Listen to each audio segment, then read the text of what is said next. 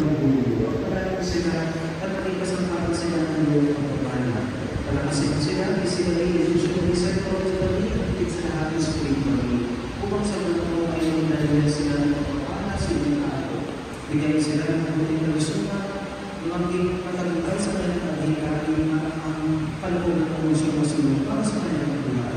Ang lahat ng ito ay pinapasa ng lang at siguro makapayari ang mga nalang Sambahin ang mga mapasaan ng bayan. Sambahin na Lord.